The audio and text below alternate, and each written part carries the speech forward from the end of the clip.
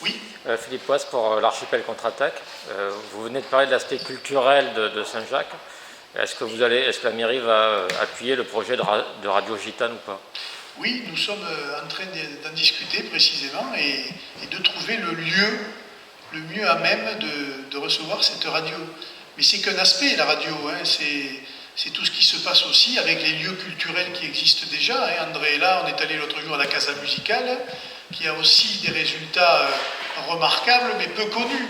Donc il y a toute cette dimension-là à faire vivre. Il y a le Festival international aussi de musique gitane que nous allons mettre en place, j'espère, l'année prochaine, si tout va bien. Oui, mais bon. Et donc, ça va se faire. Mais ce que n'ont pas compris aussi certaines personnes, c'est qu'on vient de passer quand même une année difficile où, par exemple, on ne pouvait pas réunir les gens pour leur parler. C'est aussi simple que ça, puisque le Covid nous empêchait de le faire.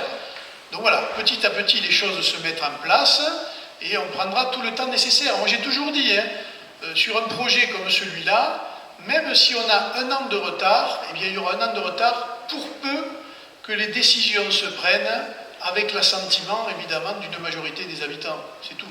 Après, des contestataires, il y en a toujours eu, il y en aura toujours, mais il faut savoir aussi prendre les décisions et montrer, et je pense montrer la justesse des analyses qui ont été les nôtres et qui tiennent compte des audits qui se sont multipliés, et puis de l'expérience des gens de ce quartier aussi.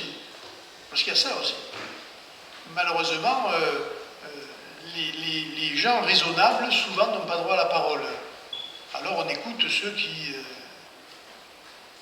ont la voix, c'est ce que je disais, ceux qui parlent fort.